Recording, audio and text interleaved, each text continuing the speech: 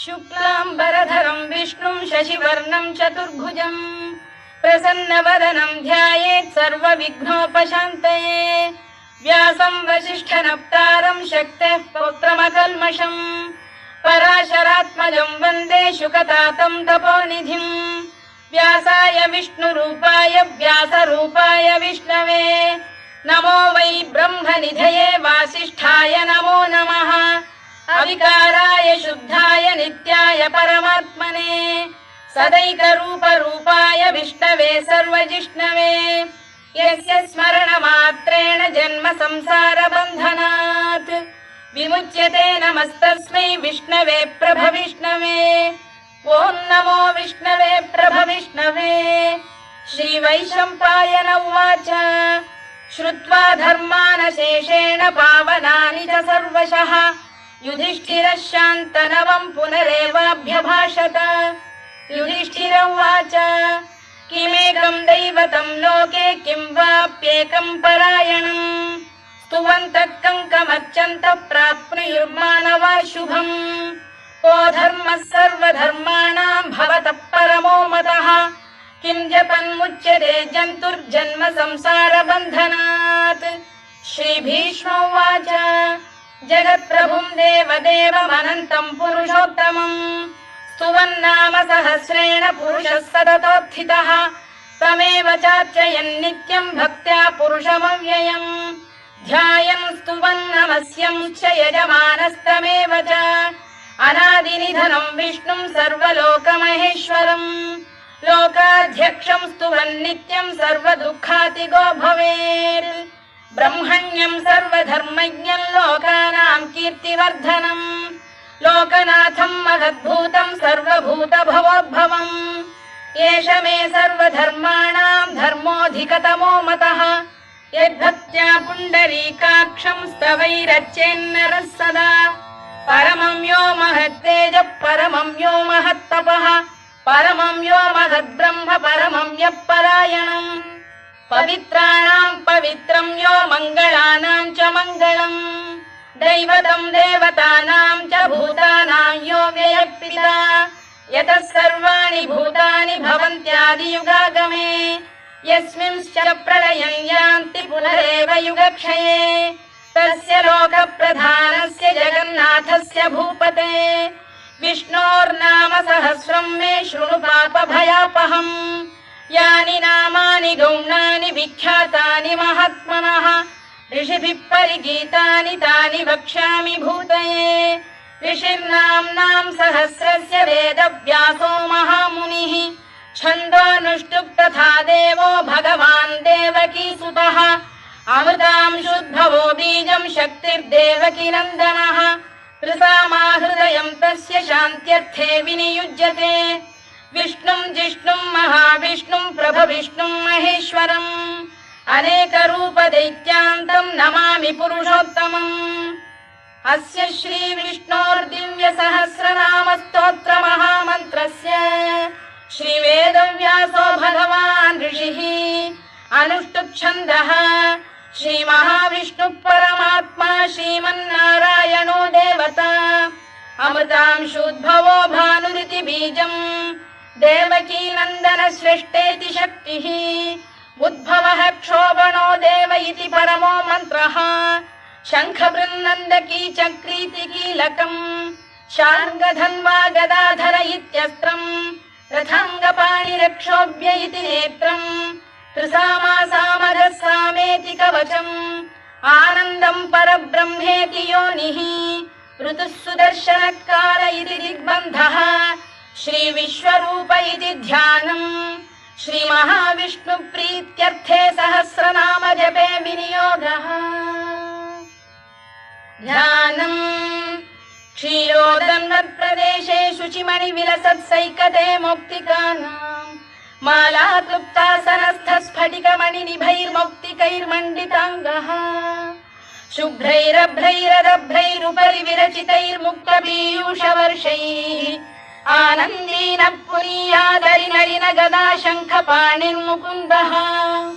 भूः पादौ यस्य नाभिर्वियदसुरनिलश्चन्द्रसूर्यौ च नेत्रे कर्णावाशा शिरोद्यौर्मुखमपि दहनो यस्य वास्तेयमब्धिः अन्तस्थं यस्य विश्वं सुरनरखगो भोगि गन्धर्वदैत्यैः चित्रं रम्यते तं त्रिभुवन वपुषं विष्णुमीशं नमामि। ॐ नमो भगवते वासुदेवाय। शान्ताकारं भुजगशयनं पद्मनाभं सुरेशं विश्वाधारं गगनसदृशं मेघवर्णं शुभाङ्गम् लक्ष्मीकान्तं कमलनयनं योगिधृध्यानगम्यं वन्दे विष्णुं भवभयहरं सर्वलोकैकनाथम्। मेघश्यामं पीतकौशेयवासं श्रीवत्साङ्कं कौस्तुभोद्भासिताङ्गम् पुण्योपेतं पुण्डरीकायताक्षं विष्णुं वन्दे सर्वलोकैकनाथम्। नमः समस्तभूतानामादिभूताय भूभृते अनेकरूपरूपाय विष्णवे प्रभविष्णवे सशङ्खचक्रं सकिरीटकुण्डलं सपीतवस्त्रं सरसीरुहेक्षणं सहारवक्षस्थलशोभिकौस्तुभं नमामि विष्णुं शिरसा चतुर्भुजम्। छायायां पारिजातस्य हेमसिंहासनोपरि आसीनमम्बुदश्याममायताक्षमलङ्कृतम् चन्द्राननं चतुर्बाहुं श्रीवत्साङ्कितवक्षसम् रुक्मिणी सत्यभामाभ्यां सहितं कृष्णमाश्रये।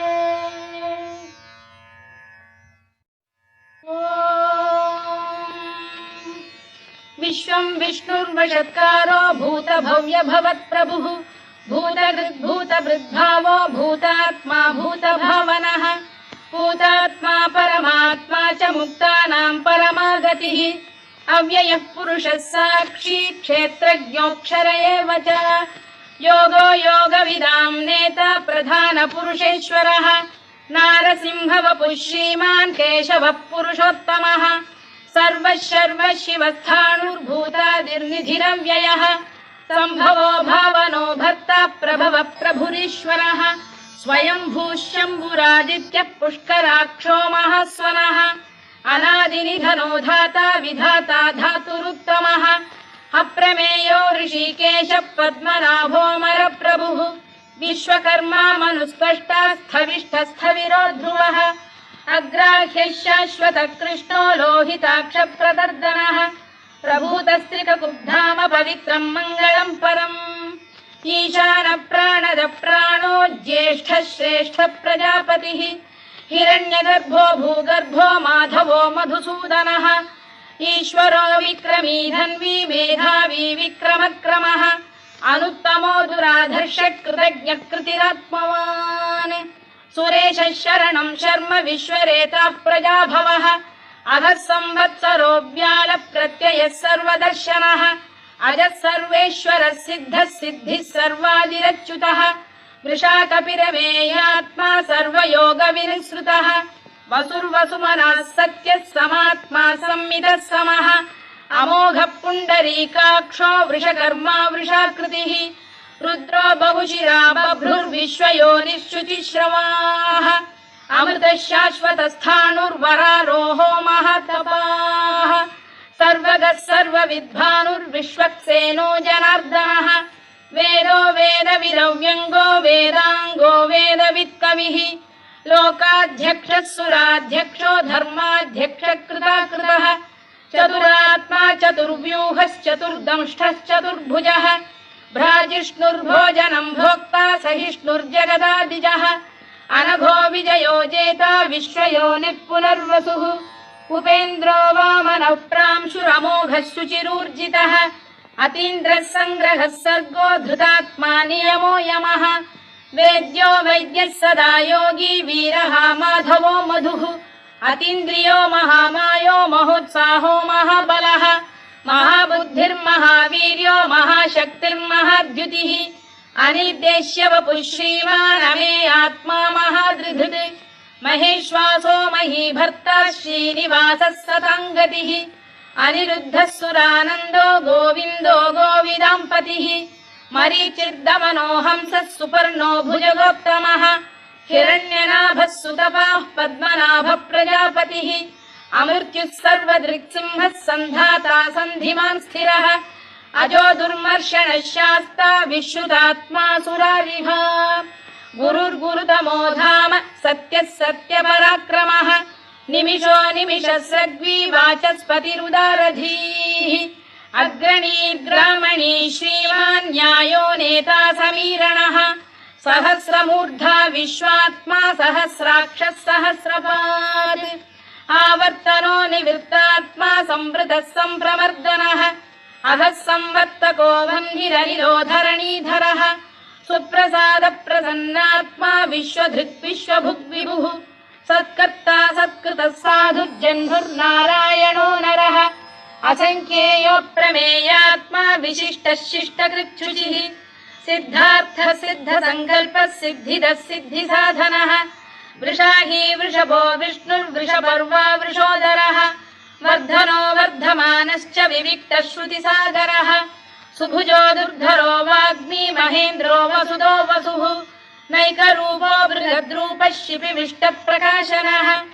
ओजस्तेजोद्युतिधर प्रकाशात्मा प्रतापनः वृद्धस्पष्टाक्षरो मन्त्रश्चन्द्रांशुर्भास्करद्युतिः अमृतांशुद्धवो भानुः शशबिन्दुः सुरेश्वरः औषधम् जगतः सेतुः सत्यधर्मपराक्रमः भूतभव्यभवन्नाथः पवनः पावनो नरः कामः कामकृत्कान्तः कामः कामप्रदः प्रभुः युगादिकृद्युगावर्तो नैकमायो महाशनः अदृश्यो व्यक्तरूपश्च सहस्रजिदनन्तजित् इष्टो विशिष्टः शिष्टेष्टः शिखण्डी नघुषो वृषः क्रोधः क्रोधकृत्कर्ता विश्वबाहुर्महीधरः अच्युत प्रतिथ प्राण प्राणदो वासवानुजः अपां निधिरधिष्ठानमप्रमत्त प्रतिष्ठितः स्कन्द स्कन्दधरो धुर्यो वरदो वायुवाहनः वासुदेवो बृहद्भानुरादिदेवः पुरन्दरः अशोकस्तारणस्तारः शूरः शौरिर्जनेश्वरः अनुकूलः शतावर्तः पद्मी पद्मनिभेक्षणः पद्मनाभोरविन्दाक्षः पद्मगर्भः शरीरभृत् महर्धिर्वृद्धो वृद्धात्मा महाक्षो गरुडध्वजः अतुलः शरभो भीमः समयज्ञो हविर्हरिः सर्वलक्षणलक्षण्यो लक्ष्मीवान् समितिञ्जयः विक्षरो रोहितो मार्गो हेतुर्दामोदरः सः महीधरो महाभागो वेगवानमिताशनः उद्भवः क्षोभणो देवः श्रीगर्भः परमेश्वरः करणम् कारणम् कर्ता विकर्ता गहनो गुहः व्यवसायो व्यवस्थानः संस्थानस्थानदो ध्रुवः परद्धिः परमस्पष्टः तुष्टः पुष्टः शुभेक्षणः रामो विरामो विरतो मार्गो नेयोनयोनयः वीरः शक्तिमताम् श्रेष्ठो धर्मो धर्मविदुत्तमः वैकुण्ठः पुरुष प्राण प्राणद प्रणव पृतुः हिरण्यगर्भः शत्रुघ्नो व्याप्तो वायुरधोक्षजः ऋतुः सुदर्शनकारः परमेष्ठी परिग्रहः उग्रः संवत्सरो दक्षो विश्रामो विश्वदक्षिणः विस्तारस्थावरस्थाणुः प्रमाणम् बीजमव्ययम् अर्थोऽनर्थो महाकोशो महाभोगो महाधनः अनिर्विण्णस्थविष्ठो भूर्धर्मयूपो महामखः नक्षत्रनेमिर्नक्षत्री क्षमः क्षामः समीहनः यज्ञयुज्यो महेज्यश्च क्रतुः सत्रम् सदाम् गतिः सर्वदर्शी विमुक्तात्मा सर्वज्ञो ज्ञानमुत्तमम् सुव्रतः सुमुखः सूक्ष्मः सुघोषः सुखदः सुहृद् मनोहरो जितक्रोधो वीरबाहुर्विदारणः स्वापनः स्ववशो व्यापी नैकात्मा नैककर्मकृत् वत्सरो वत्सलो वत्सी रत्नगर्भोधनेश्वरः धर्मकृद्धर्मी सदसक्षरमक्षरम् अविज्ञाता सहस्रांशुर्विधाता कृतलक्षणः गभस्तिनेमिः सत्तस्तः सिंहो भूतमहेश्वरः आदिदेवो महादेवो देवेशो देवभृद्गुरुः उत्तरो गोपतिर्गोप्ता ज्ञानगम्यः पुरातनः शरीरभूतभृद्भोक्ता कपीन्द्रो भूरि दक्षिणः सोमपोऽमृतपः सोमः पुरुजित् पुरुषत्तमः विनयो जयः सत्यसन्धो दाशार्हः सात्वताम् पतिः जीवो विनयिता साक्षी मुकुन्दो मितविक्रमः अम्भोनिधिरनन्तात्मा महोदधिशयोऽन्तकः अजो महार्घः स्वाभाव्यो जितामित्रप्रमोदनः आनन्दो नन्दनो नन्दः सत्यधर्मा त्रिविक्रमः महर्षि कपिलाचार्यः कृतज्ञो मेदिनीपतिः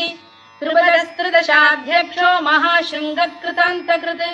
महावराहो गोविन्दः सुषेणः कनकाङ्गनी गुह्यो गभीरो गहनो गुप्तश्चक्रगदाधरः मेधास्वाङ्गो जितकृष्णो दृढः सङ्कर्षणोच्युतः वरुणो वारुणो वृक्षः पुष्कराक्षो महामनाः भगवान् भगहानन्दी वनमाली हलायुधः आदित्यो ज्योतिरादित्यः सहिष्णुर्गतिसत्तमः सुधन्वाखण्ड परशुर्दारुणो द्रविणप्रदः दिवस्पृक् सर्वदृग्व्यासो वाचस्पतिरयो निजः त्रिसामासामगः साम निर्वाणम् भेषजम् भिषज सन्न्यासकृच्छमः शान्तो निष्ठा शान्तिः परायणम् शुभाङ्गः शान्तिदः स्रष्टा कुमुदः कुवलेशयः गोहितो गोपतिर्गोप्ता वृषभाक्षो वृषप्रियः अनिवर्ती निवृत्तात्मा संक्षेप्ताक्षेमकृत् शिवः श्रीवत्सवक्षः श्रीवासः श्रीपतिः श्रीमताम्बरः श्रीधः श्रीशः श्रीनिवासः श्रीनिधिः श्रीविभावनः श्रीधर श्रीकर श्रेयः श्रीमान् लोकत्रयाश्रयः स्वक्षः स्वङ्गः शतानन्दो नन्दिर्ज्योतिर्गणेश्वरः विजितात्मा विधेयात्मा सत्कीर्तिश्चिन्न संशयः उदीर्णः सर्वतश्चक्षुरनीशः शाश्वतस्थिरः भूषयो भूषणो भूतिर्विशोकः शोकनाशनः अर्चिष्मानर्चितः कुम्भो विशुद्धात्मा विशोधनः अनिरुद्धो प्रतिरथः प्रद्युम्नो मितविक्रमः कालनेमिनिः वीरः शौरिः शूरजनेश्वरः त्रिलोकात्मा त्रिलोकेशः केशवः केशिहा हरिः कामदेवः कामपालः कामी कान्तकृतागमः अनिर्देश्य वपुर्विष्णुर्वीरोऽनन्तो धनञ्जयः ब्रह्मण्यो ब्रह्मकृद्ब्रह्मा ब्रह्म ब्रह्मविवर्धनः ब्रह्मविब्राह्मणो ब्रह्मी ब्रह्मज्ञो ब्राह्मणप्रियः महाकमो महाकर्मा महातेजा महोरगः महाक्रतुर्महायज्वा महायज्ञो महाहविः स्तव्यस्तव प्रियस्तोत्रम् स्तुतिस्तोतारणप्रियः पूर्णः पूरयिता पुण्यः पुण्यकीर्तिरनामयः मनोजवस्तीर्थकरो वसुरेता वसुप्रदः वसुप्रदो वासुदेवो वसुर्वसुमनाहविः सद्गतिः सत्कृतिः सत्ता सद्भूतिः सत्परायणः शूरसेनो यदुश्रेष्ठः सन्निवासः सुयामुनः भूतावासो वासुदेवः सर्वासु निलयो नलः दर्पः दर्पदो दृप्तो दुर्धरोऽथा पराजितः विश्वमूर्तिर्महामूर्तिर्दीप्तमूर्तिरमूर्तिमान् अनेकमूर्तिरव्यक्तः शतमूर्तिः शताननः एकोनैकः स वक्र किं यत्तत्पदमनुत्तमम् लोकबन्धुर्लोकनाथो माधवो भक्तवत्सलः सुवर्णवर्णो हेमाङ्गो वराङ्गश्चन्दनाङ्गदी वीरः विषमः शून्यो घृता क्षीरचरश्चरः अमानी मानदो मान्यो लोकस्वामी त्रिलोकधृत् सुमेधा मेधजो धन्यः सत्यमेधाधराधरः तेजो वृषोद्युतिधरः सर्वशत्रभृताम्बरः प्रग्रहो निग्रहो व्यग्रो नैकशृङ्गो गदाग्रजः चतुर्मूर्तिश्चतुर्बाहुश्चतुर्व्यूहश्चतुर्गतिः चतुरात्मा चतुर्भावश्चतुर्वेदविदेकपात् समावर्तो निवृत्तात्मा दुर्जयो दुरतिक्रमः दुर्लभो दुर्गमो दुर्गो दुरावासो दुरारिः शुभाङ्गो लोकसारङ्गः स्तुतन्तु वर्धनः इन्द्रकर्मा महाकर्मा कृतकर्मा कृतागमः उद्भवः सुन्दरः सुन्दो रत्ननाभः सुलोचनः अर्को वाजसनः शृङ्गी जयन्तः सर्वविजयी सुवर्णबिन्दुरक्षोभ्यः सर्ववागीश्वरेश्वरः महाह्रदो महागर्तो महाभूतो महानिधिः कुमुदकुन्दरकुन्दः पर्जन्यः पावनो निलः अमृताशोऽमृतवपुः सर्वज्ञः सर्वतोमुखः सुलभः सुव्रतः सिद्धः शत्रुजिच्छत्रुतापनः न्यग्रोधोदुम्बरोश्वतश्चाणूरान्ध्रैषूदनः सहस्रार्चिः सप्तजिह्वः सप्तैधा सप्तवाहनः अमूर्तिरनघोचिन्त्यो भयकृद्भयनाशनः अणुबृहत्कृशस्थूलो गुणभिर्निर्गुणो महान् अधृतस्वधृतस्वास्य प्राग्वंशो वंशवर्धनः धारभृत्कथितो योगी योगीशः सर्वकामदः आश्रमश्रमणः क्षामः सुपर्णो वायुवाहनः धनुर्धरो धनुर्वेदो दण्डो दमयिता दमः अपराजितः सर्वसहो नियन्ता नियमो यमः सत्त्ववान् सात्विकः सत्यः सत्यधर्मपरायणः अभिप्रायप्रियार्होरः प्रियकृत्प्रीतिवर्धनः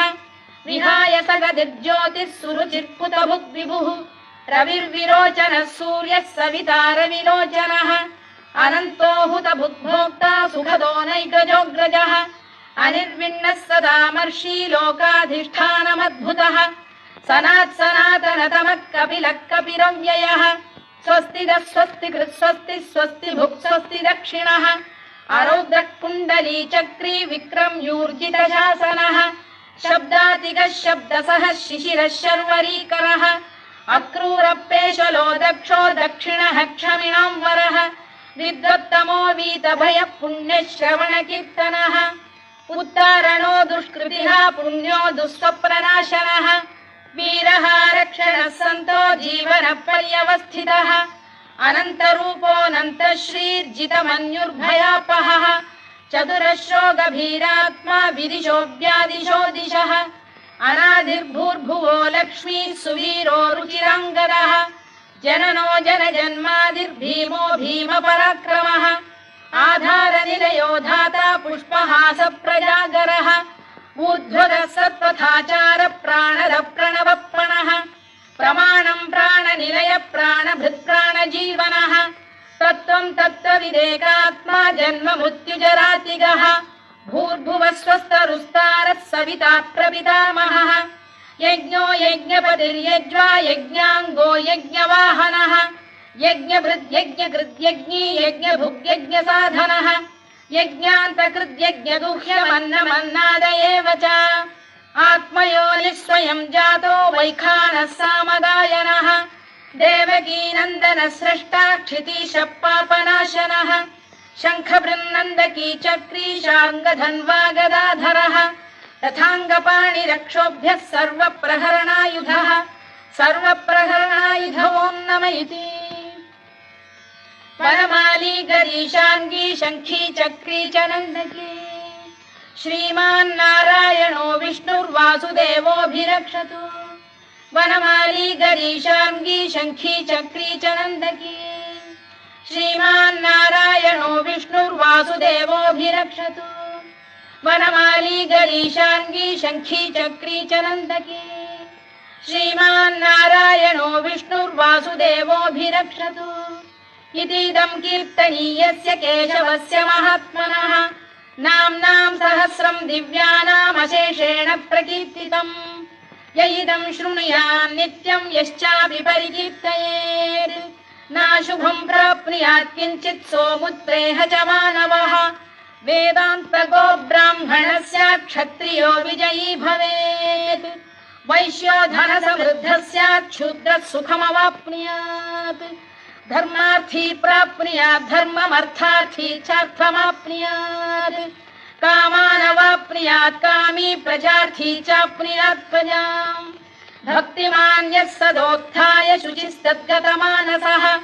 सहस्रं वासुदेवस्य नाम्नामेतत्र कीर्तयेत् यशः प्राप्नोति विपुलं याति प्राधान्यमेव च अचलां श्रियमाप्नोति श्रेयः प्राप्नोत्यनुत्तमम् न भयं क्वचिदाप्नोति वीर्यं तेजश्च विन्दति भवत्यरोगोद्युतिमान् बलरूपगुणान्वितः रोगार्तो मुच्यते रोगात् बद्धो मुच्येत बन्धनात् भयान्मुच्येत भीतस्तु मुच्येतापन्न आपदः दुर्गाण्यतितरत्याशु पुरुषः पुरुषोत्तमम् सुवन्नाम सहस्रेण नित्यं भक्तिसमन्वितः वासुदेवाश्रयो मर्त्यो वासुदेवपरायणः सर्वपापविशुद्धात्मा याति ब्रह्म सनातनम् न वासुदेव भक्तानामशुभं विद्यते क्वचित् जन्म मृत्युजरा व्याधि भयं नैवोपजायते इमं स्तवमधीयानः श्रद्धा भक्ति समन्वितः युज्येतात्मसुखक्षान्तिः श्रीधृतिस्मृतिकीर्तिभिः न क्रोधो न च मात्सर्यं न लोभो न शुभामतिः भवन्ति कृतपुण्यानां भक्तानां पुरुषोत्तमे द्यौसचन्द्रार्कनक्षत्राखं दिशो भूर्महोदधिः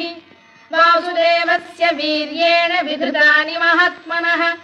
ससुरासुरगन्धर्वं स यक्षोरगराक्षसम् जगत्पशे वर्ततेदं कृष्णस्य सचराचरम् इन्द्रियाणि मनो बुद्धिः सत्त्वं तेजो बलं धृतिः वासुदेवात्मकान्याहुः क्षेत्रं क्षेत्रज्ञ एव च सर्वागमानामाचार प्रथमं परिकल्पते आचार प्रभवो धर्मो धर्मस्य प्रभुरच्युतः ऋषयः पितरो देवा महाभूतानि धातवः जङ्गमा जङ्गमं चेदं जगन्नारायणोद्भवम् योगो ज्ञानं तथा साङ्ख्यं विद्या शिल्पादिकर्म च वेदाः शास्त्राणि विज्ञानमेतत् सर्वं जनार्दनात् एको विष्णुर्महद्भूतं पृथग्भूतान्यनेकशः त्रीन् लोकान् व्याप्य भूतात्मा भुङ्क्ते विश्वभुवव्ययः इमं स्तवं भगवतो विष्णोर्व्यासेन कीर्तितम् पठेद्य इच्छेत् पुरुषः श्रेयत् प्राप्तुं सुखानि च विश्वेश्वरमजं देवं जगतः प्रभुमव्ययम् भजन्ति ये पुष्कराक्षं न ते यान्ति पराभवम् न ते यान्ति पराभवम् ओन्नम इति अर्जुनोवाच पद्मपत्र विशालाक्ष पद्मनाभसुरोत्तमा भक्तानामनुरक्तानां त्राता भव जनार्दन श्रीभगवानुवाच यो मां नाम सहस्रेण स्तोतुमिच्छति पाण्डव सोऽहमेकेन श्लोकेन स्तुत एव न संशयोऽन्नम इति व्यास उवाच वासनाद् वासुदेवस्य वासितं भुवनत्रयम् सर्वभूतनिवासोऽसि वासुदेव नमोऽस्तु ते वासुदेव नमोऽस्तु ते ओन्नम इति पार्वत्युवाच केनोपायेन लघुना विष्णोर्नाम सहस्रकम् पठ्यते पण्डितैर्नित्यं श्रोतुमिच्छाम्यहं प्रभो ईश्वर उवाच श्रीराम राम रामेति रमे रामे मनोरमे सहस्रनाम तत्तुल्यं राम नाम वरानने श्रीराम राम रामेति रमे रामे मनोरमे सहस्रनाम तत्तुल्यं राम नाम वरानने श्रीराम राम रामेति रमे रामे मनोरमे सहस्रनाम तत्तुल्यं राम नाम वरानने राम नाम वरानन ओन्नम इति ब्रह्मोवाच नमोऽस्त्वनन्ताय सहस्रमूर्तये सहस्रपादाक्षि शिरोरुबाहवे सहस्रनाम्ने पुरुषाय शाश्वते सहस्रकोटियुगधारिणे नमः सहस्रकोटियुगधारिणे नमः ओन्नम इति सञ्जय उवाच यत्र योगेश्वर कृष्णो यत्र पार्थो धनुर्धरः तत्र श्रीर्विजयो भूतिर्ध्रुवा नीतिर्मतिर्मम श्रीभगवानुवाच अनन्याश्चिन्तयन्तो मां ये जनाः पर्युपासते तेषां नित्याभियुक्तानां योगक्षेमं वहाम्यहम् परित्राणाय साधूनां विनाशाय च दुष्कृतां धर्म संस्थापनार्थाय सम्भवामि युगे युगे आर्ता विषण्णाः शिथिलाश्च भीता घोरेषु च व्याधिषु वर्तमानाः संकीर्त्य नारायण शब्दमात्रं विमुक्तदुःखाः सुखिनो भवन्तु कायेन वाचा मनसेन्द्रियैर्वा बुद्ध्यात्मना वा प्रकृते स्वभावात् करोमि यद्यत् सकलं परस्मै नारायणायेति समर्पयामि।